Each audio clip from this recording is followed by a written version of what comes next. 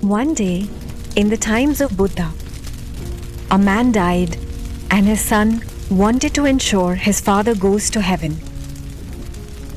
The son went to many priests, but no one ensured that his father will certainly go to heaven. Then he found out that Gautama the Buddha himself was in town on that day. So he thought, Buddha is an enlightened being. If he speaks to gods directly and recommend my father will certainly go straight into heaven. So the son rushed to look for Buddha and found him sitting under a tree in front of a huge lake outside the town. He went and fell at his feet and said, Sir, my father was a good man and he has passed away. I want you to make sure that he goes to heaven. Before Gautama could open his mouth, the man said, You should not say no to this, please. I request you, help my father. Gautama was silent for a moment, and then he said, You have already put a constraint upon me, and now I cannot say no. So you do one thing. Go back home now. Have a dip in the river at 4 o'clock in the morning tomorrow. And then take an earthen pot, fill it half with rocks and half with butter. Tie it with a cloth, bring it here, and we will see what we can do for your father then. The son was satisfied and went away. The next day, he bought the biggest pot available in the town, filled it half with rocks, half with butter, and tied it up. He carried this heavy pot with great difficulty and came and stood in front of Gautama.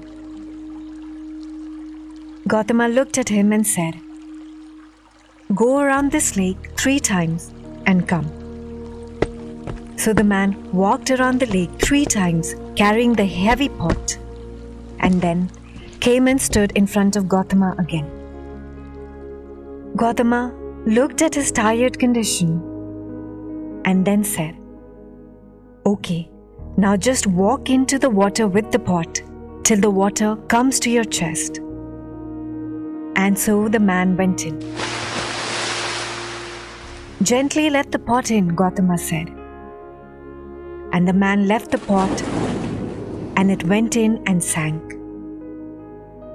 Gautama picked up a thick stick, threw it at him and said, If you break the pot in one single stroke, the stones will come and float on the surface.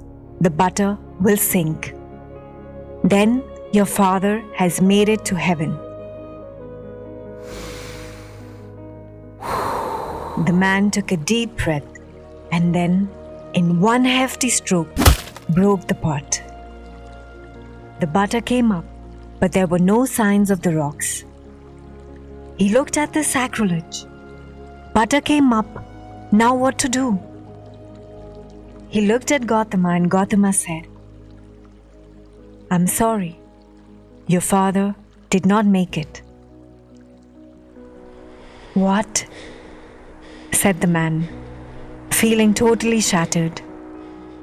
With a heavy heart, he turned around and started walking back. But as he was returning, his brain started to work. He came up to Gautama and asked, You said that the butter will sink and the stones will float. How is that even possible? The very laws of nature are such that stones can only sink, butter can only float. Then why did you deceive me, O enlightened being? Gautama said, You know so well about the laws of nature. Then do you not know what will take your father up or down? If your father's heart was like butter, he will go up automatically. But if his heart was like a stone, he will go down naturally. Then tell me, how can you or I change the laws of nature? The man understood the teaching of Buddha, folded his hands in gratitude, and left the lake in peace.